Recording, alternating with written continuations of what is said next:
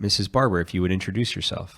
Good morning, everyone. I'm Dana Barber, and like Alex said, I am the State Coordinator for Blind Services with the Alabama Department of Rehabilitation Services. And how long have you been with ADRS? I have been with ADRS and AIDB together since 2006. 2006. So I always want to say it's like 2020, so 14 years, and then you got to add two, so 16 years. Now, something that I see come up in the community, and I just want to make sure I'm always using the correct language. And I see some people and hear some people use vision loss, and then I also hear blindness. Mm-hmm. What is the correct term there? Yeah. Well, I think the overall term for vision loss would be visually impaired. And I think that encompasses all of the classifications of vision loss. Low vision would describe someone who just has problems seeing print. Mm-hmm. Legally blind is someone whose acuities are 20/200 or greater. And then total blindness is, of course, what it sounds like most of the time with no light perception. Okay. Now you mentioned that low vision, some people may have difficulty seeing print. That was something that was brought to my attention by Mr. Kessler at the Independent Living Resources in Birmingham. Right. And I was sending out the weekly emails, and he mentioned, hey, your font's kind of small.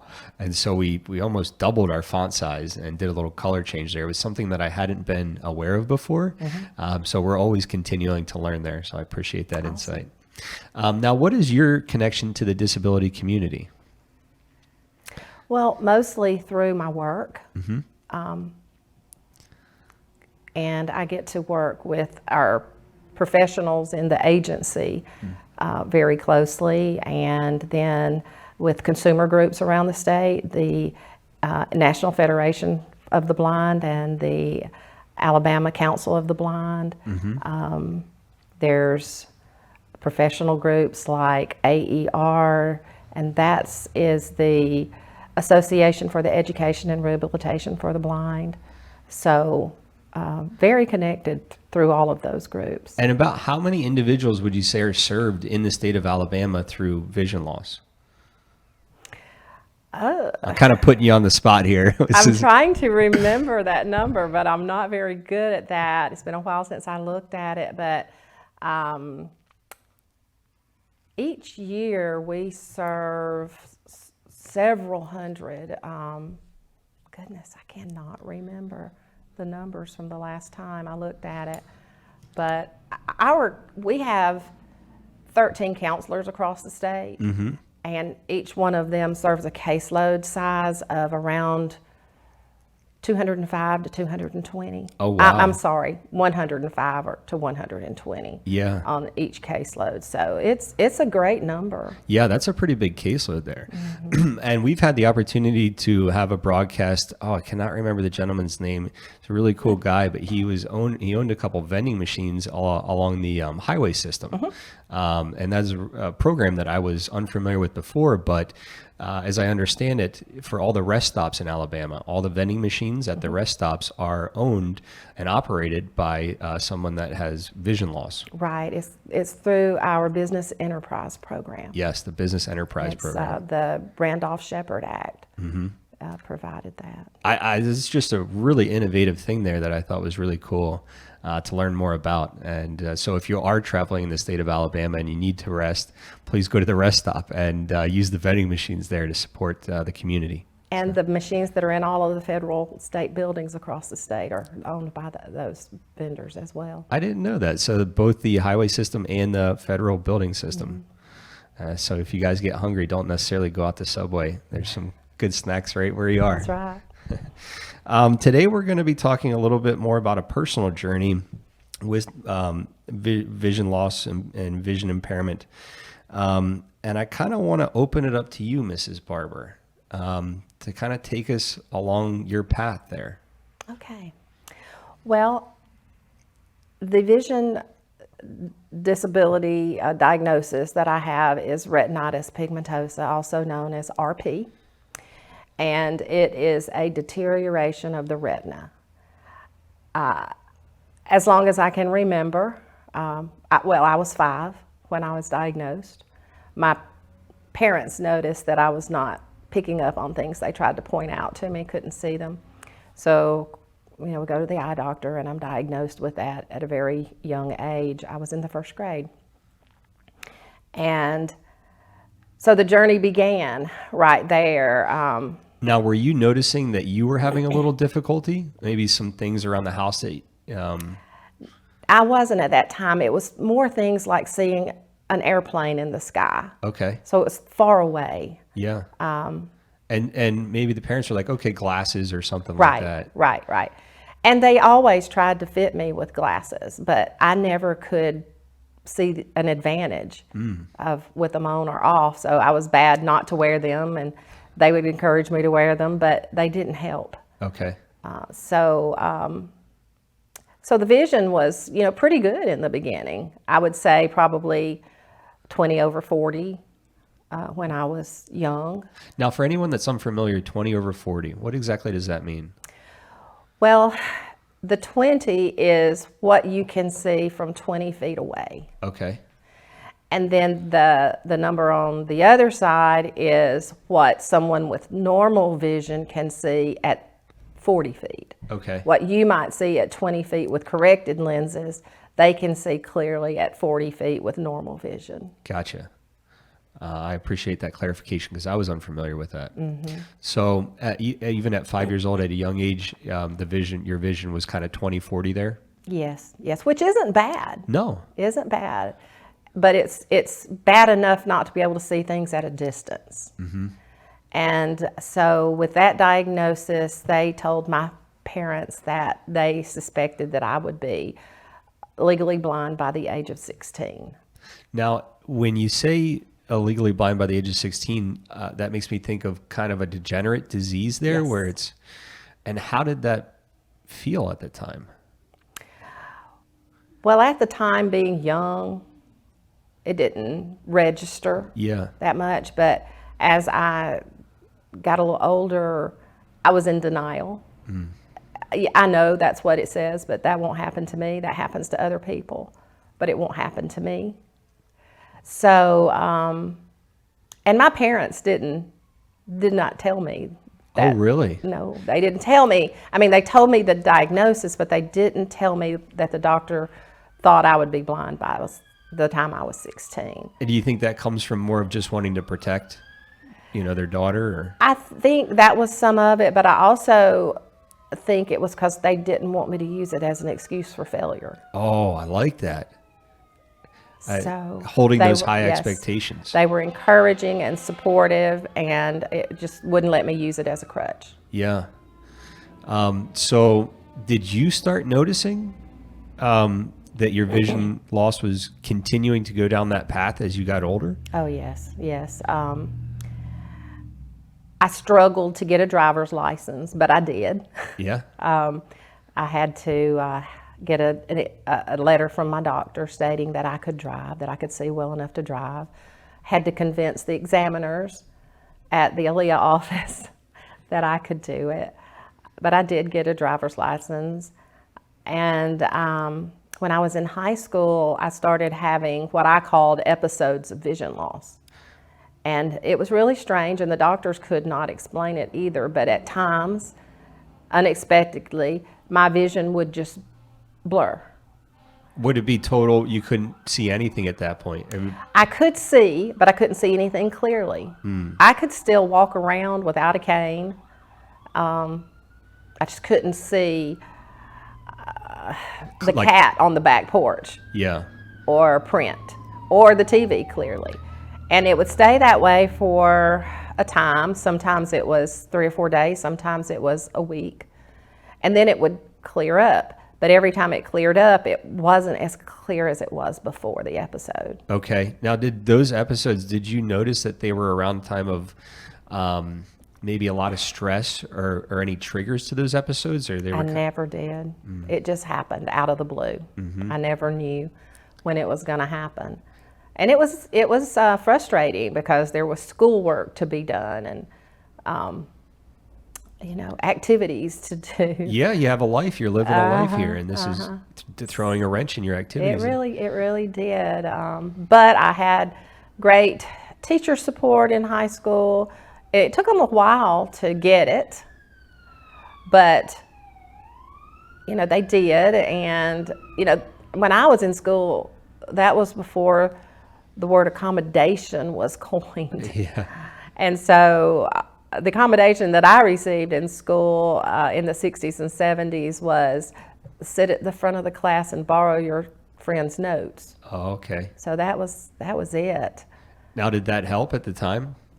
Where you Yeah, could borrow it the always notes? helped if I did it. You don't like sitting at the front of the class, Yeah. but it did help. That's all I had. And then, the support at home. It was difficult to do assignments at home, especially if I tried to do them at night. Reading, literature. Now, were there a type of accommodations at that time where there were audio files of the book? No. Those types of things? So you're really navigating this new community and looking back, I feel very grateful that we have a lot of these resources today, but back yes. then it was a different world. It was a different world. About the only accommodation you would have had as far as reading was for someone to read to you. Okay. And Now they didn't do it. that goes back a lot to the family, your support, your parents. And you mentioned that, parents had very high expectations for you no matter what. Yes. And if you could talk a little bit about maybe some of the contribution from those expectations and your continued success. Well,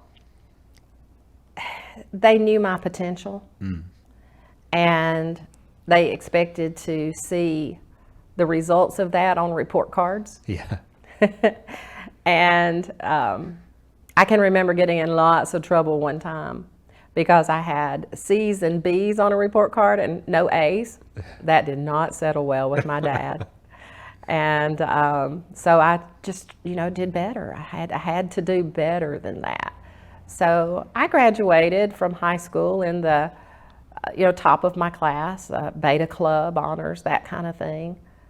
So I couldn't disappoint my parents. Yeah. I think that's a big thing, is to have those high expectations for the people that you love and in your family, and to kind of hold them there, and because they can get there. Yes. Now, you mentioned you were having some B's and C's, no A's on the report card, did not go over well.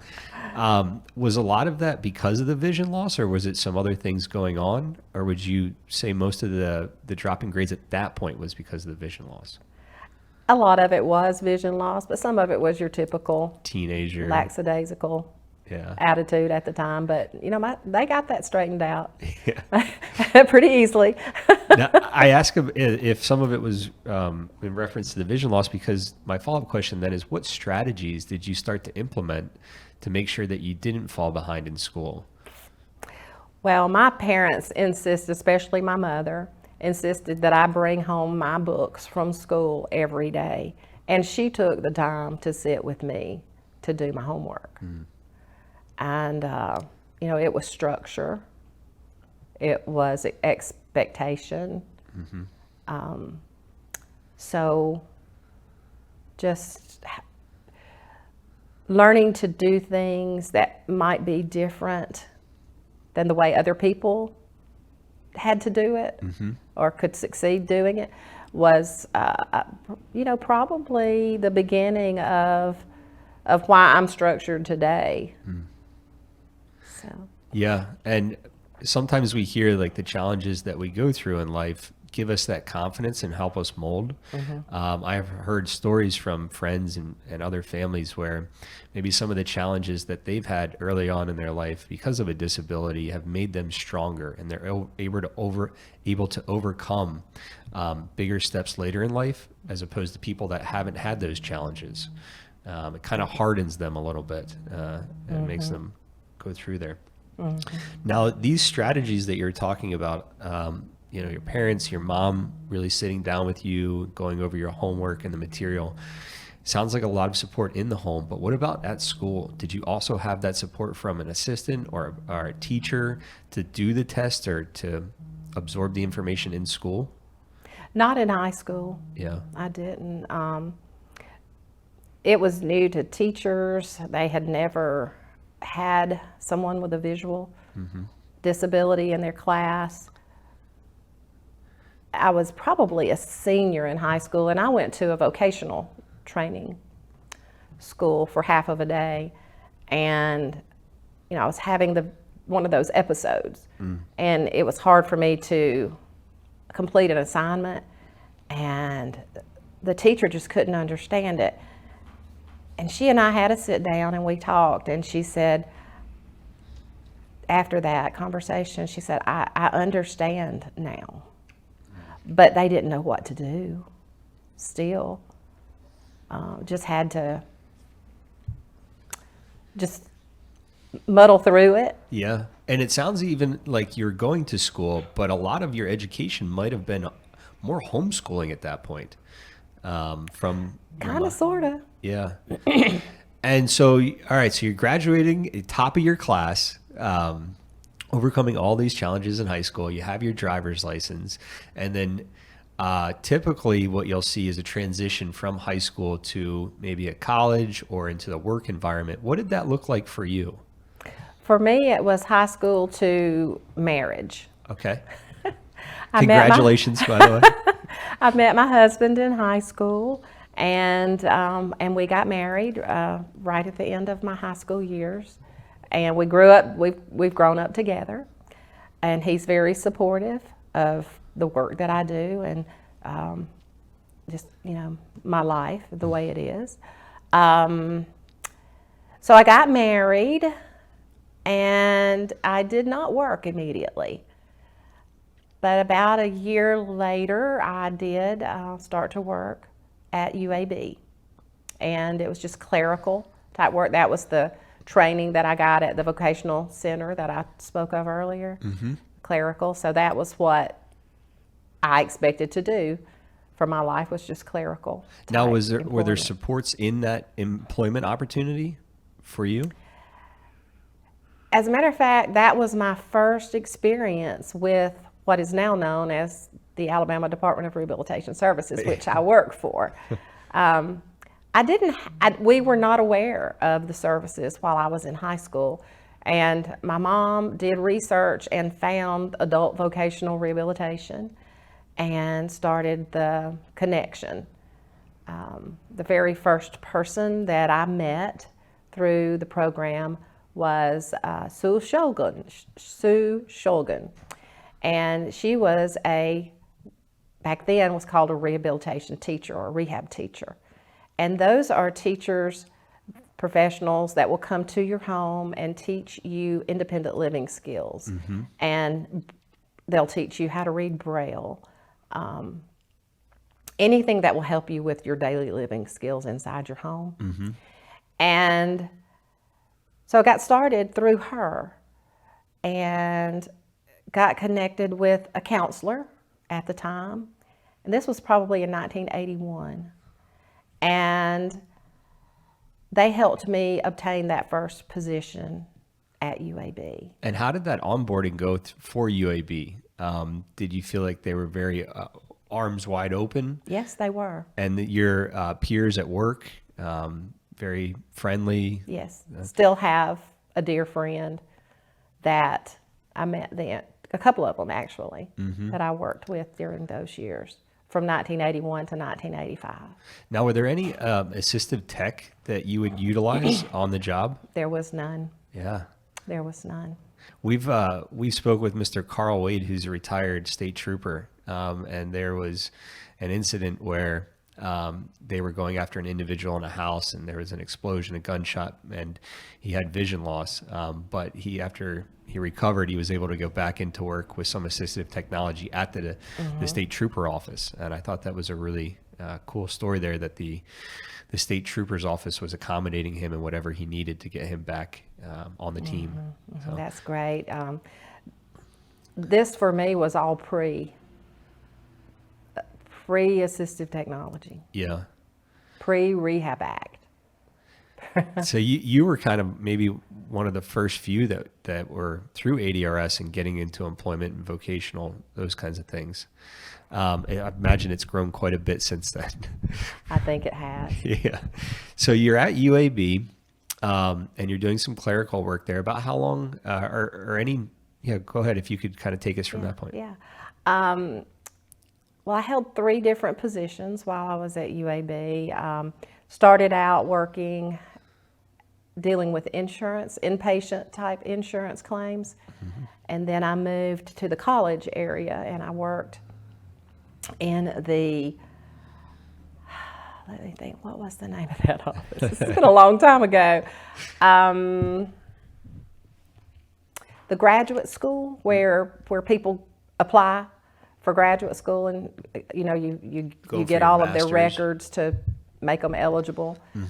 Did that, and then I went back to the hospital setting, and I worked in the Lurleen B. Wallace Cancer Institute as just clerical help there, and that's where I was working when I was expecting our first child. Yes. And during that time, my vision loss plummeted from low vision to legal blindness.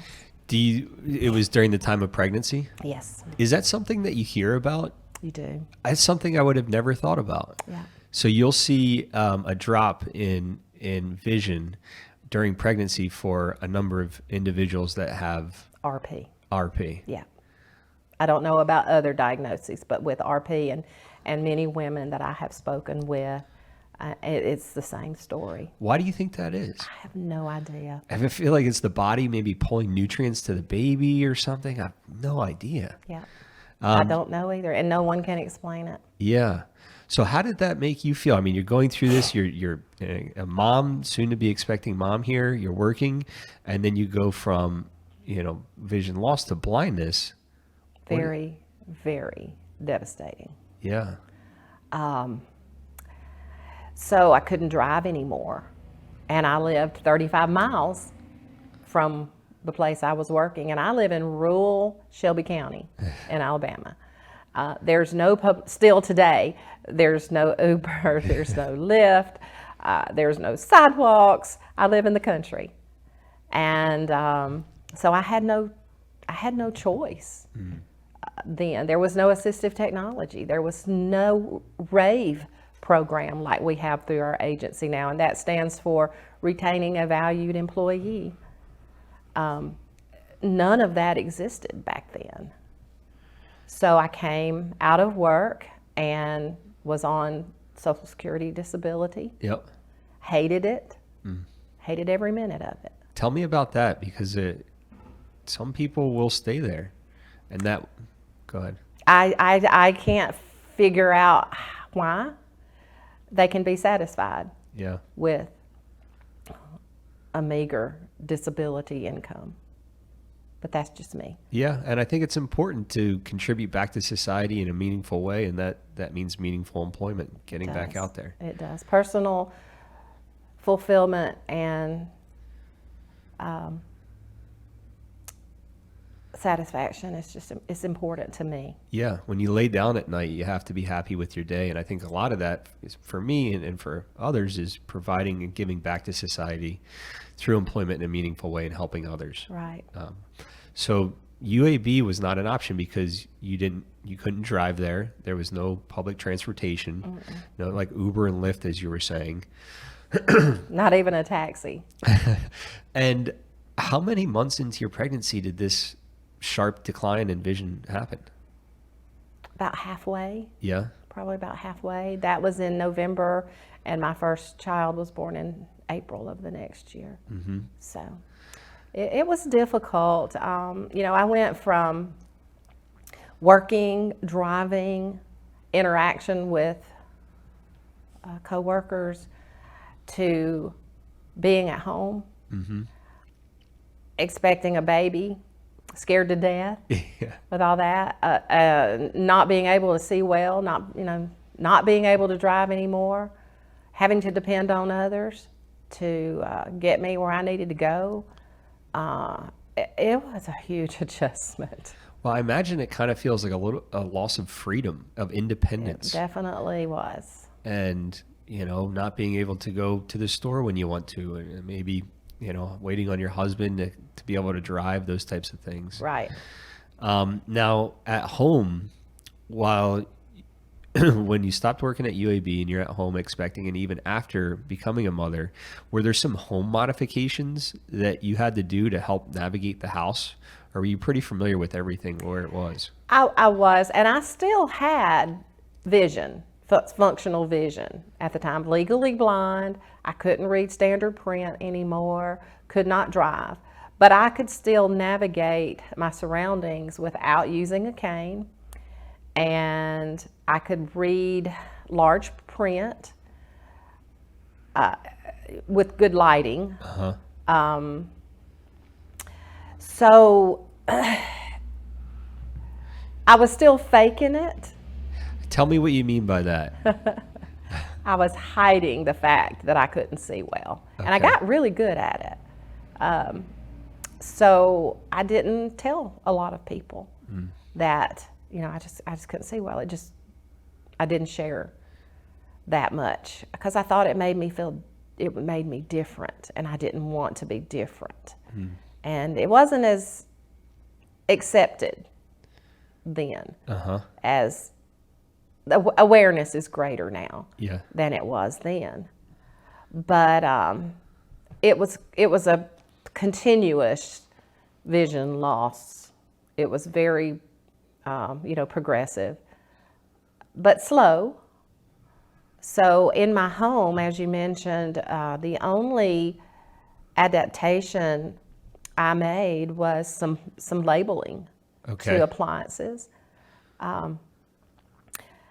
Maybe the thermostat on the house. It was that little slide feature where you just slide it up or down Yeah. back then. And so, I had a little dot on it that showed me the temperature, the normal temperature. So I could bump it up a little bit or bump it down a little bit. So these are some minor adjustments that you're doing in the house, but nothing.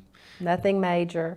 On my stove, it wasn't digital. It was the dial. So I had a little dot on the 300 degree, the 400 degree, the 500 degree. So estimating in between those was 350, 450. Very minor, low tech, we'll say, adaptations are all. That's all I used for years. For But years. It made a difference in being able to, get around the house and do the things that you enjoyed doing. I want to talk a little bit about what you were saying as of kind of not wanting to speak out.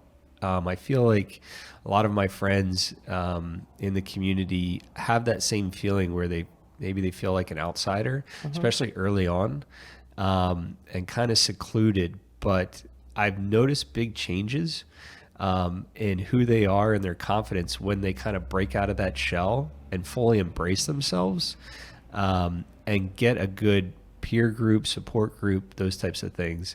What did that process look like for you in communicating with others about your vision loss? I did not join any support groups. There were some available to me, but because I lived so rural, I didn't have transportation to get to those groups. I remember the first person that I spoke with who was doing remote work from home, what we would call remote work now. She was a medical records transcriber, I think, and she was working out of her home. They would send her cassette tapes, and she would record, type up the notes and send them to the doctor's office. But I didn't have anybody. I do have one other relative who has the same disease that I have, and he was very encouraging to me at the time. But he was probably the only other person who I spoke with who knew what I was dealing with. And did he kind of become a mentor in a way? He really was. Not someone that I spoke to on a regular basis, but he was an encourager. And I remember him saying, Dana, I want you to see this piece of equipment that I use, and I want to encourage you to learn Braille. And so I did. And so, that was a good connection and mentorship for sure. But I just didn't, my whole world was sighted. And outside of work, still, my whole world is sighted. But I just imagine you not wanting, at that time, not really speaking about it to anybody. And here we are today, and you're speaking about it to the world is a huge kind of change there, and being able, wanting to speak about it. What would you say to somebody that is maybe a little bit younger and they're experiencing some early disability and it will progress? What would you say to them to help them through that process of wanting to speak about it? Don't hold back. Don't do as I did. There are services out there that can help. There are people across the world you can talk to. If you're interested in a certain type of employment, there are connections out there where you can talk with someone who is, if you want to be an engineer, there are blind engineers. Talk to people, get involved with the consumer groups around the state that focus on blindness. And it's okay not to be able to see. It's not a severe disability, it's a severe annoyance. But you have to overcome that, and you have to adjust to it, because it's not fun and it's not easy. But if I can do it, anybody can. I promise you. And today we have a little bit more aware environment and community and society, and so I think there's a lot more opportunity for that today. There definitely is. There are more blind people now out in the community working than ever, and we need to increase that number, and we're working on it. But there are jobs, and there are resources to help you get the education and the training that you need to be successful in those jobs. And it can start at a much earlier age, a lot in the school districts. Oh, yes. And I get to be involved with a lot of transition programs through the work that I do. And so we're working with students aged 14 to 21, and we're helping to prepare them for life after high school, whatever that might be. That's such a critical transition there. It is. Going from the education to living in the community, long-term living, those types of things, setting up employment. I want to get back a little bit. You mentioned that you kind of, put some dots around the home with a thermostat and with the oven, those types of things. Are those types of things, do you still utilize that stuff today, or is the vision loss gone down since then? Yes, my vision loss is total blindness now. Can you see shadows or difference in, I don't know how to describe that, but the difference in night and day, I guess? Not always. Okay. I see no shadows. I see no color. Sometimes I can tell if a light is on, but I can't always tell if it's sunny or cloudy. So I have no functional vision. Gotcha. And I imagine at that point it's more of feeling the heat. Is it sunny out, or is it cloudy? Those types of things. And I do still have optical, like cells in my vision, and so I'll squint if the sun's really bright. Okay. I can squint, but it's not because I'm trying to see. It's just that reaction. It's I a guess. natural reaction there. Now, has there been anything new on the forefront when maybe surgeries in the eye that you've heard of? There is a procedure, it's called the ARGUS 2, and it's an artificial retina process. They actually place a microchip in the eye, and it works wirelessly with a micro video camera that sits on the leg of a pair of sunshades. And it records an electronic image of what you're seeing. And it's available to people with RP, and it's especially designed for those who have had vision and lost vision, because the electronic image that it sends is not just like what you would see with your eye, but if you've seen before, it's an image close enough that you would recognize what it is. So it is developed. It is available to people. Is it something that you've thought about? I have thought about it. At this point, the cost is not covered under private insurance. Gotcha. It is covered under Medicare. And I have private insurance. It right now is it's been around for maybe close to 10 years now, but I still say it's in its infancy. Yeah. Right now, it is a black and white image, and it's an 18-degree field. So it's small. Okay. So I may look into that at some point. Yeah. But right now, it's not the best thing for me. Yeah, and I'm sure it'll continue to get better. Yeah, I'm not sure I can get an upgrade if I... Yeah, so you might want to wait a few Yeah, years. I want to wait to the next phase. Have you met anybody that's had that procedure? I have not. I have spoken with people. And what who is have their had it. consensus from it? It's helpful, especially with mobility, Okay. to be able to see the contrast.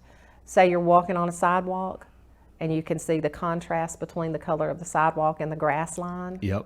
So it does help when you walk into a room, and you might be able to see the difference in the color of the furniture versus the flooring. Yep. So kind of navigating maybe new spaces. It could really That's help where out. they say it helps the most. I bet in another 10 years or so, 5 or 10 years, they're going to be colorful. I bet it gets a lot Bigger better. degree field, yeah. Yeah. I think that's what they're hoping, but That's kind of amazing. it really is. It's Yeah. amazing, it's scary. Yeah. Like what if, I would think, what if somebody like hacked in and made me see something that wasn't there, just to like, I can just imagine like my brother or sister messing with me, make sure there's a wall there. So, those types of things. Let's go back a little bit further then. And so you're an expecting mom, and what are some feelings that you have going on as a mom with some vision loss and just all of that going on at that time? Yeah. Well, everything was pretty normal inside the home. I could still see back then enough to, give my children their medications and feed them and take care of their personal needs. The biggest issue was that I couldn't drive. I could not take them to their doctor's appointments without assistance. Like you said before, I couldn't even just take them down to the store to get a soda. So there were difficulties and frustrations. But anyway, and that first child was born. She was a daughter, and she's a wonderful mother and wife now herself. And then 3 years later, I had another child, another little girl. Congratulations again. Yes, and she is also very successful mother and wife. And I'm blessed because now they live right beside me. Oh, it's awesome. We have a little area we call our compound. And so very blessed that they are there, and I get to see my grandchildren just about on a daily basis. So I'm a little jealous. My family's I just did a road trip up to Philadelphia to visit family. It was like a 15-hour drive, but I have some of my family living in Pennsylvania and some in Mobile, and I wish they were all a little bit closer. I know, I can't imagine. Yeah. Very blessed. My mother, who will be 90 this year, lives on one side of me, and then my children on the other side. So I'm able to walk to their houses to see them. I'm definitely jealous. I was having a conversation with my father when I was up in Philadelphia, and it was very sobering. It was like I get up there maybe once or twice a year, and it was like at our current rate, we'll see each other, maybe 50, 60 more times before we get maybe something happens. Yeah. And that's crazy. I know. I can't imagine that, Alex. Yeah. Life's too short. All right, Yeah. I'm going to cry on the screen. What would you say to a mom or an expecting mom that has vision loss on raising successful kids, and some pointers there? Wow. Well, as hard as it was after having children and basically being a stay-at-home mom because of circumstances, it was the absolute best thing. I will never regret those years. And as far as an accomplishment, I feel like being able to be at home and be a stay-at-home mom and be so in touch with them and involved in their lives made them the successes that they are today. So I would just say, embrace it, enjoy it, Yeah. and be thankful. Be thankful for that time that you're able Yes. to spend there. Absolutely. Now, was there anything that they kind of picked up, your daughters along the way to help in the communication or anything like that? Yes. And I smile because I think back. My oldest daughter was about 3 years old when she realized that I had difficulty seeing in the dark. And I can remember the first time she took my hand and led me. Oh, wow. And she just always took on that role. Of course, being the oldest, and she took on that role of being my helper. And my second daughter took that role on later in life, after my oldest daughter was more out and doing her own thing. Then it was kind of up to my second daughter to step in and do it. And they did. And they helped me with things like balancing my checkbook, writing checks, paying bills, reading the mail, paying for something in the line at Walmart, using my credit card, signing my name. So they kind of adapted and grew into that. And they didn't know any different. Yeah. No, I think it's really important. I have some family friends that their children are young, and they will get into a preschool that is very inclusive, has all walks of life, able-bodied, some with disabilities, those types of things. And I think at a young age, it's very important for kids to have that experience of being around everybody. And I think that'll help our inclusiveness and, like you said, awareness that's been growing. But they took on that role at a young age. Yes, they do. They just adapt to their environment. Yeah. And I hated it for them a lot of times, because even if we went to a birthday party for one of their friends, they would, instead of, say if we're going to a movie, where all the other kids would, I don't know if they still do this, but they used to have these signs on the outside of the theaters that told about the movies that were playing. Yep. And all their friends would run up to there and say, oh, we're going to see this one or that one. And they would stay back and walk with me. So I felt bad about it at times, but it made them into very responsible adults. Yeah. I could see maybe where someone would say, I don't want my child to have a negative interaction with peers, because young kids can be mean sometimes. Yeah. And then that kind of leads to seclusion, but that's not the answer there. No, It's getting out and having those experiences, working through them as a team. it really is. It really is. And we always did. We went everywhere. We did everything. Vacations. I've never let the blindness stop me. One of the things that I've enjoyed doing and over the years and still do, I think, I haven't yet in the last year or this year yet, is water ski. Oh, that's amazing. Yeah. Oh, the gentleman's name, we did a broadcast with him. There's an adaptive water skiing. Are you familiar with I that? have seen it. But do you guys go out on the lake regularly on the weekends? We do. Yeah. I grew up tent camping with my family, and we always had a little boat. So we actually right now have a pontoon boat. Yeah. And we don't go every weekend, but we go when we can. And that's just my happy place. Which lake do you guys go to? Here at Logan Martin Lake. Yeah.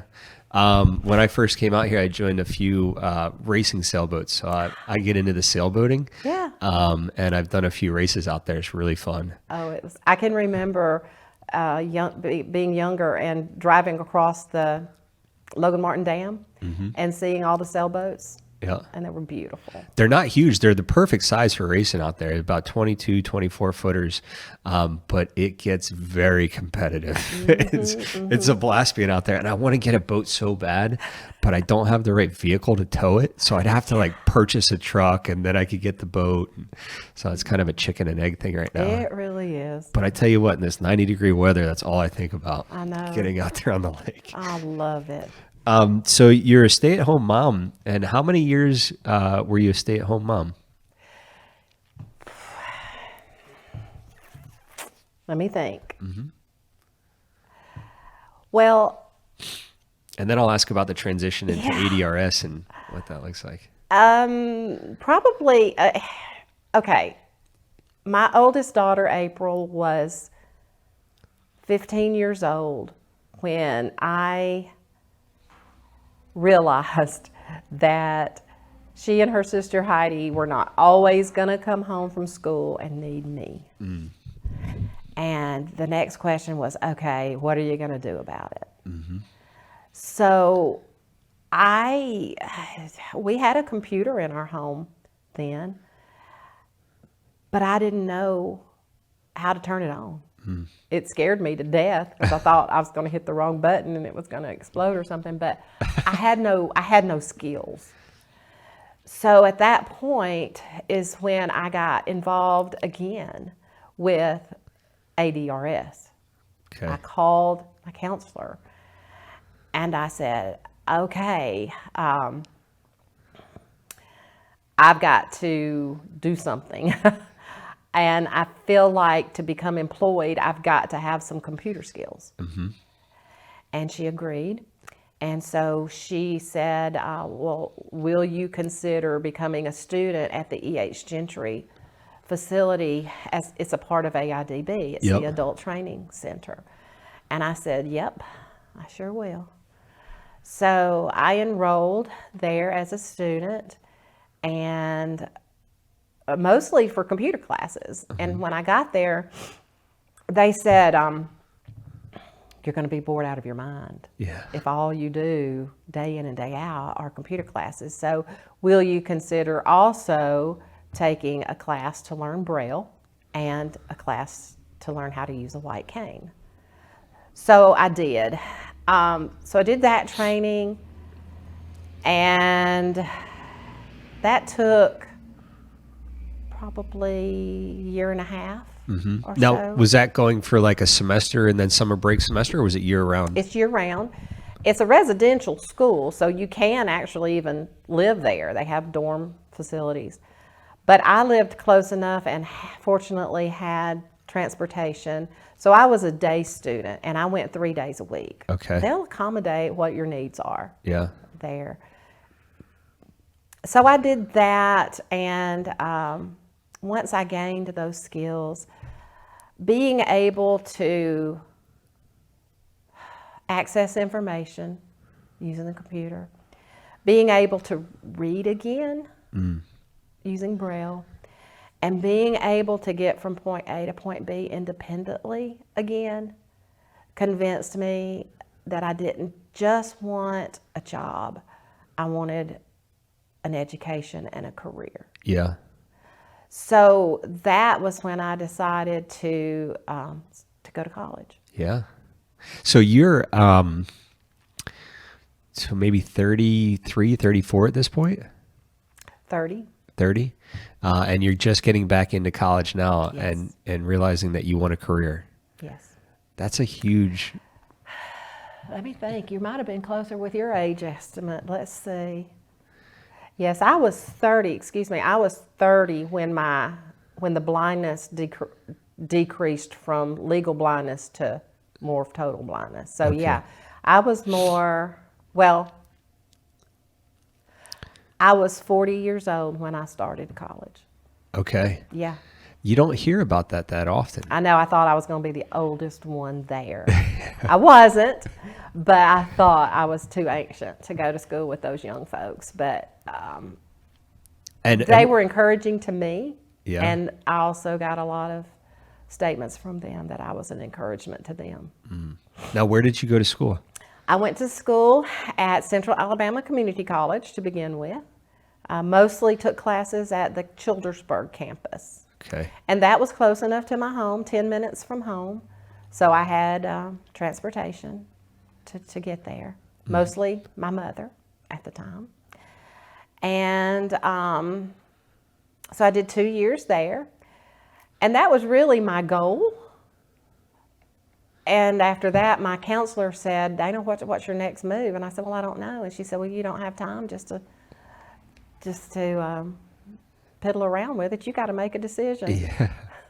So then I enrolled at Faulkner University out of Montgomery, but they had a satellite class at Central Alabama Community College in Childersburg. Okay. And it was night classes. So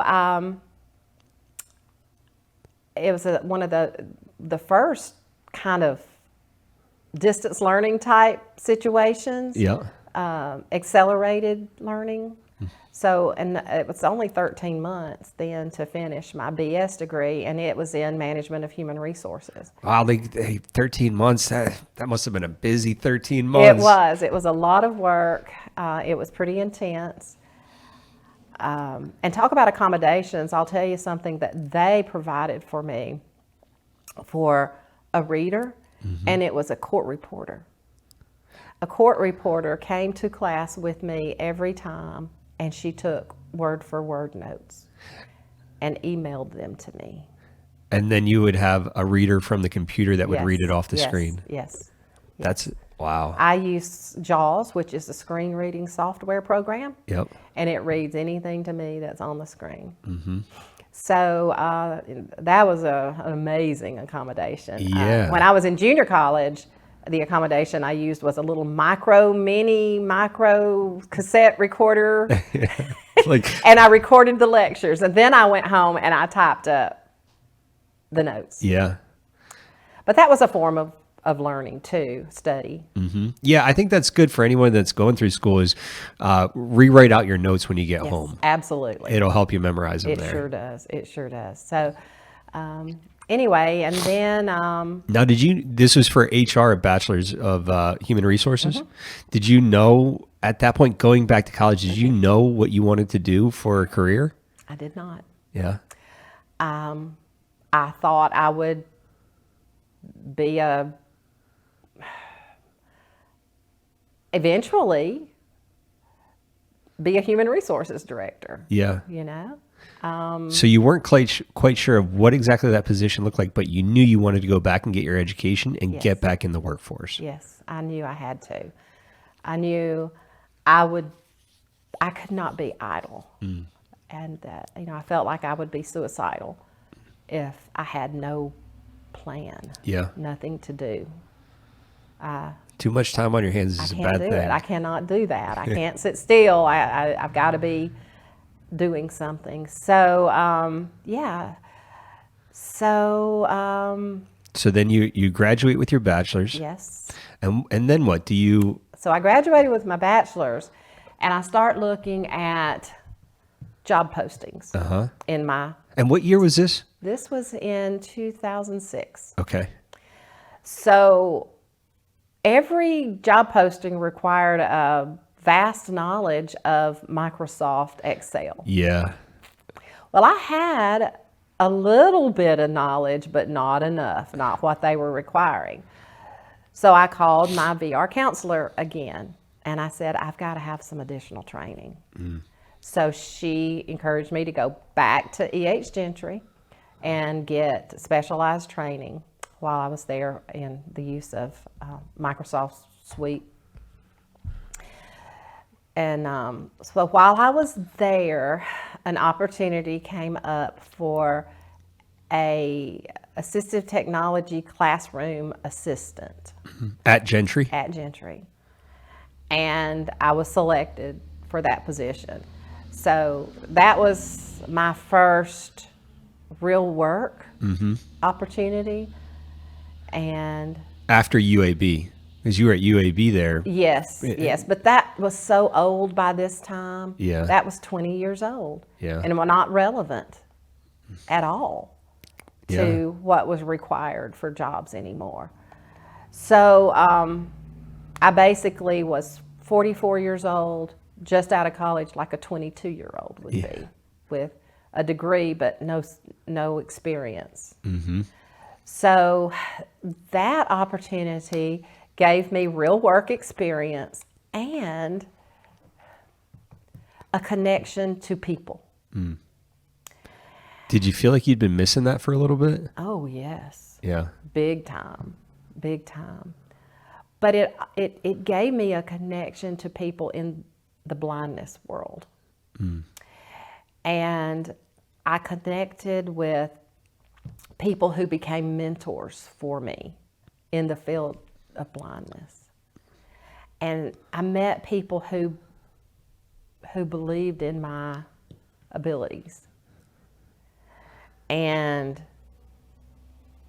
after that, some other opportunities came my way, and those opportunities were through the Alabama Department of Rehab Services. And they were looking for someone, well, they had realized that a lot of people who are blind were graduating from college with degrees, but then were never getting hired. Yeah. So they were looking for somebody who could do some professional placement. Working with both the individual and the business. The business. And so I got connected then with our business relations consultant program, and worked specifically. They hired me to work specifically with students in high school who had the goal of a college degree, and then people who were in college blind and in college still working on their degrees, and then those who had graduated from college but were not employed yet. So that was my first employment. That was in November of 2006 with ADRS. And I worked in that position for, well, until 2010, late 2010. But in 2009, I started working on my master's degree. Back to school. Back to school. Auburn University has a degree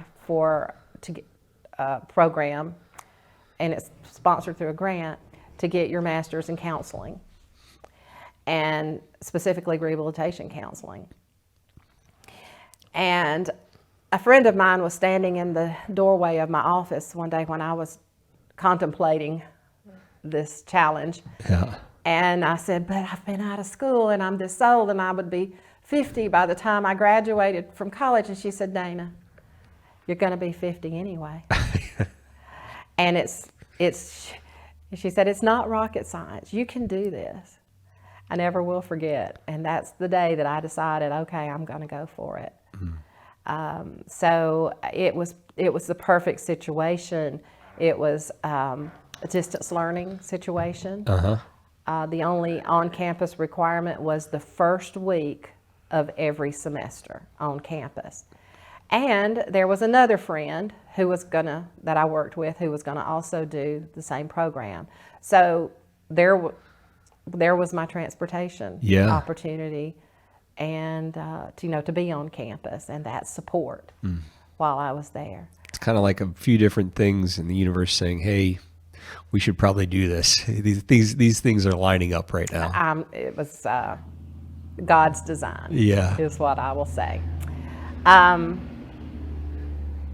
So you were at ADRS, decided to go back for your master's. Yes. And going into your master's, did you have a specific goal after accomplishing your master's that you wanted to achieve there, or was it just more for continued education? No, I wanted to move up. I wanted to do something more, for sure. So I'm having to think. That was in 2009. And in 2010, while I was still in the program, because it was a 2-year master's program, six straight semesters, a position at E.H. Gentry came available. And it was the instructor for the independent living for the blind classroom. And you remember I told you I went there as a student. Yep. One of the first things they did was take me, when I was there as a student, on a tour of the campus. And one of the places we went to was the independent living classroom. And the teacher stood there and she said, well, we do this and this and this in this classroom. And I said, okay. And I turned around and walked away from that, and I said, I won't need to take that class. I could teach that class. Because I had learned all those skills in my own home while I was experiencing blind. I had learned how to do things a different way. Well, that was the next step in my employment, was the teacher in that classroom. So you said you could teach that class. Circle. Yeah, and you ended up teaching that class. I actually did. And I stayed there for 5 years until 2015. And so my position there was a vision rehabilitation therapist, teaching independent living skills to adults. Well, here at this location, the Talladega location of ADRS, the vision rehabilitation therapist who did itinerant work retired. So that's when I was fortunate enough to be selected to come back here and be a vision rehabilitation therapist here for this area.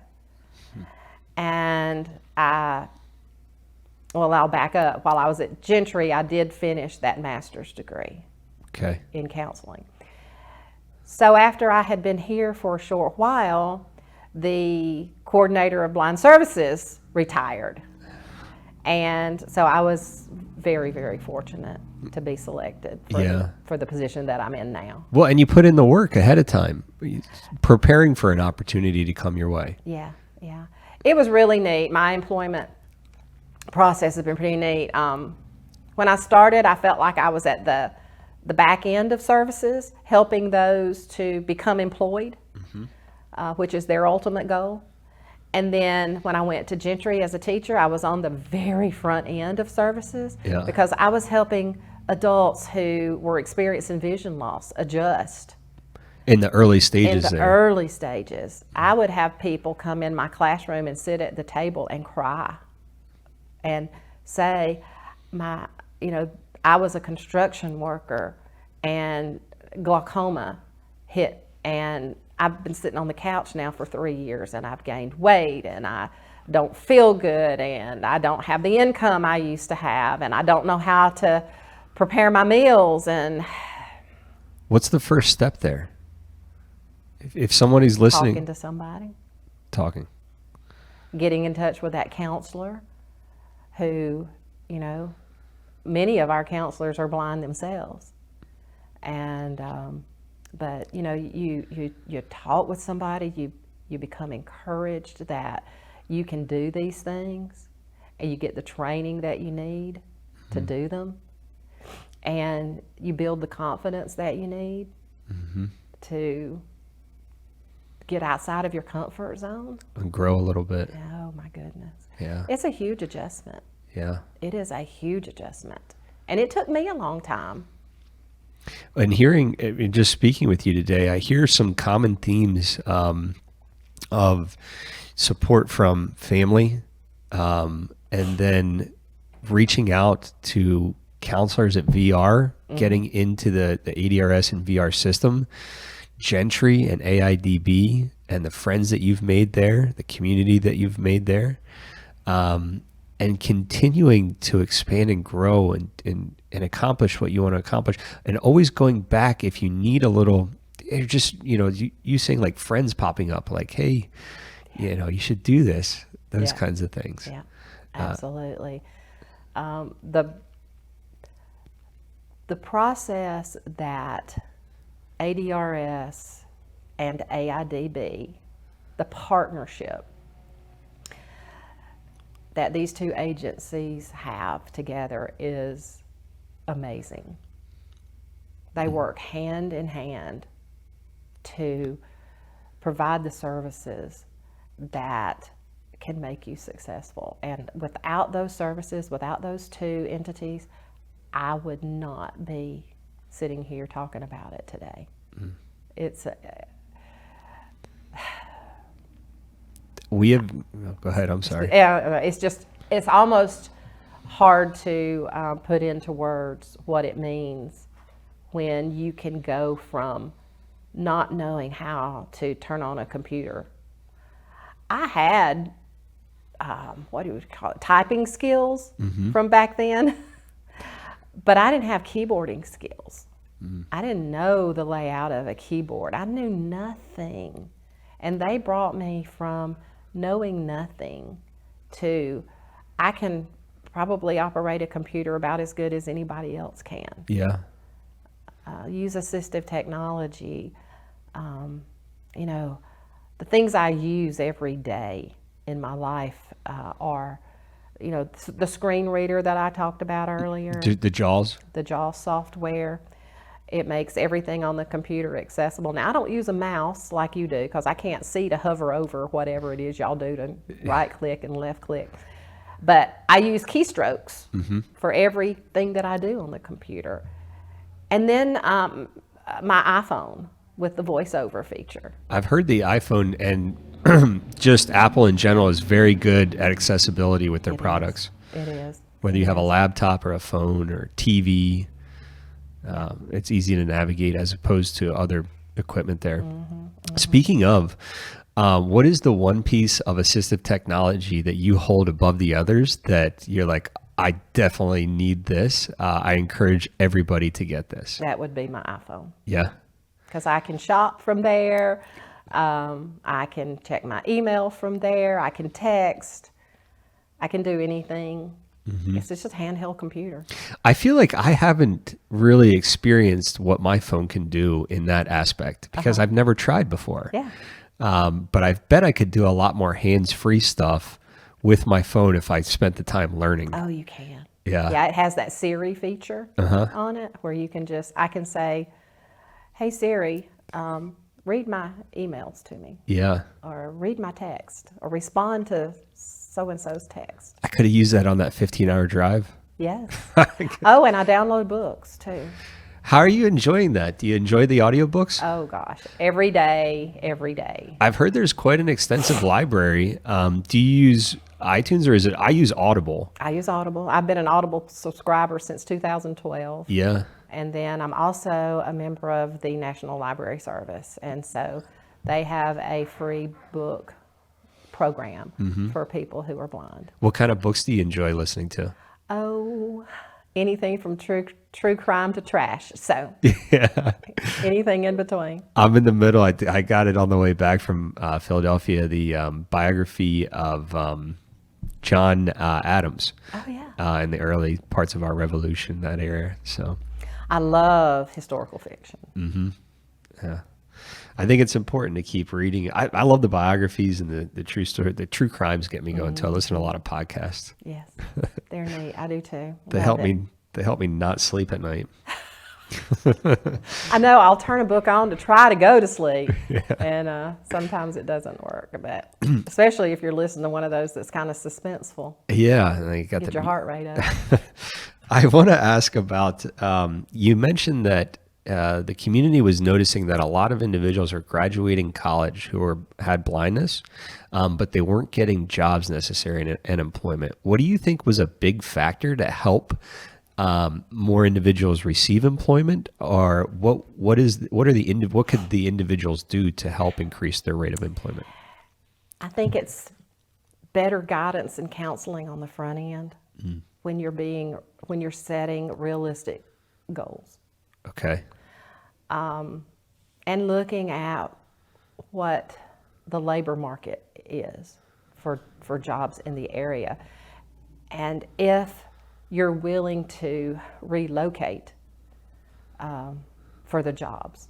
Like if you are a theater major, you might not want to do that in Alabama. Yeah. And if you are, then are you willing to go to LA or Atlanta? That's really funny that you say theater major, because my girlfriend is just that. She works at the American Village, where they recreate kind of that Revolution time period there. Well, you just proved me wrong then. There But are opportunities. have you heard of the American Village before? Yeah. Have you been there? It's I've only been there once, I guess twice, but outside of that, I don't know of many opportunities. Right. But really focusing on what the business industry is asking of future employees and matching your skill set to kind of go there. Like, you could be really interested in a subject like Egypt. I love ancient Egypt. I love learning about the pyramids, but there's just not really a market for Egyptology. Right. Yeah. Right. So I could get a doctorate. Archaeology, I mean, not so much here in Alabama. So you've got to set realistic goals. And I think that's the key to it, is being connected with someone who can guide you in that direction, and being open to what is available or what you can do to make it happen. So a lot of people who are blind have that support system right there in their own neighborhood, and they might not have what they need or just be able to access what they need if they're not, right here. So there are a lot of opportunities for the deaf and blind community here in Talladega. It's kind of the spot in Alabama, and I may venture to say the Southeast, just from the resources that are available through ADRS, AIDB, Gentry, those types of things. It's really a game changer that I've heard from Mr. Dante, from you yourself today, those types of stories that I hear. it's definitely the place to get started and maybe even to stay. There are opportunities right here. We haven't done a broadcast with Gentry. That's up on my list. I'm going to see if yeah. Kathleen can help that. This is a little bit of a different topic, but something that we see come up in the community is dating with a disability. How does that look, or what does that feel? I know you and your husband knew each other from a young age. Yes. What would you say to somebody that is kind of going through those teenage, college years and maybe a little reserved about it? You got to let them know.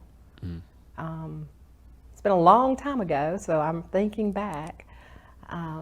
But we were dating when I would have those episodes that I was talking about, the blurred vision, and actually,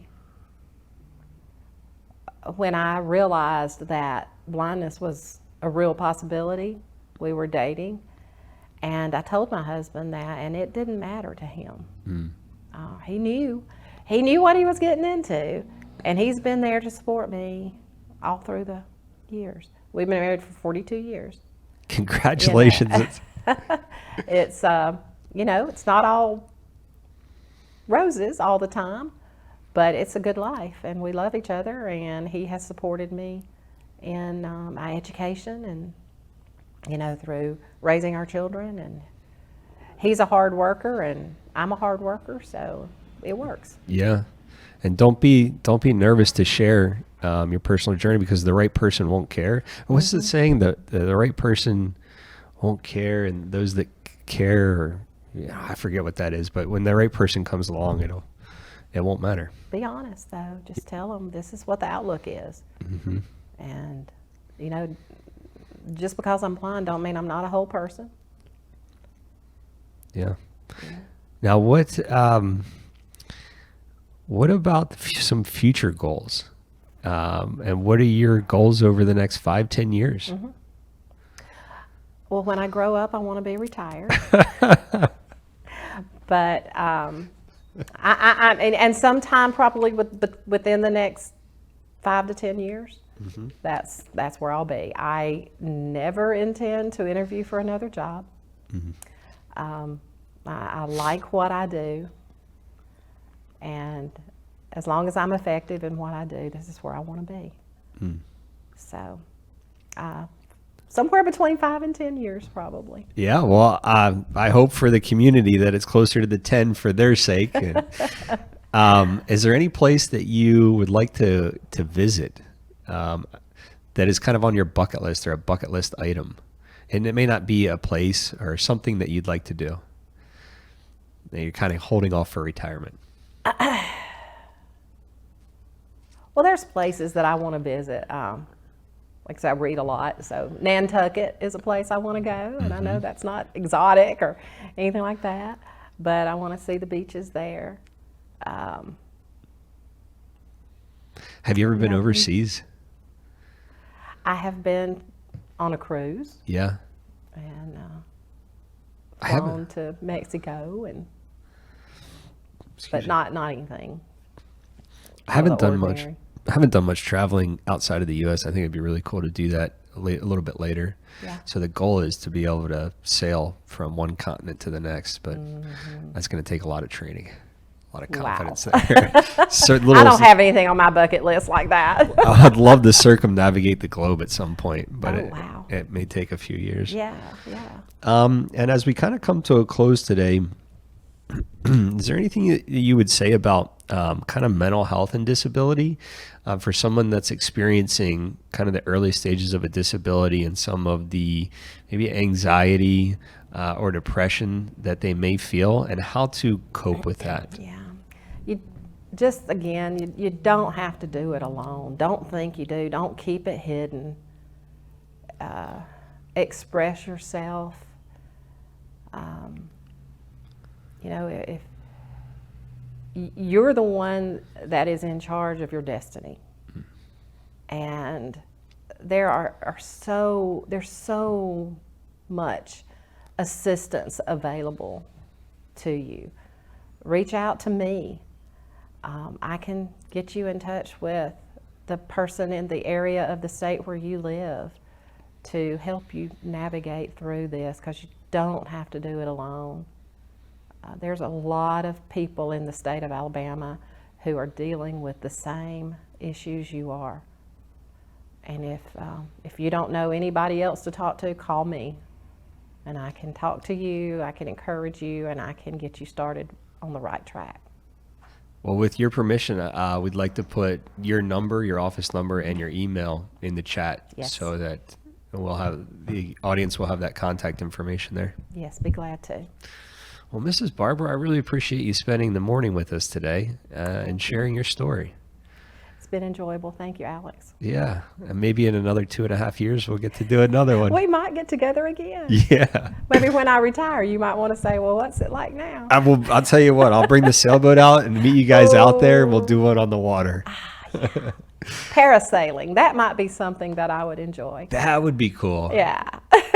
I'm not a big fan of heights, but that might be a little fun. It don't bother me. I can't see it anyway.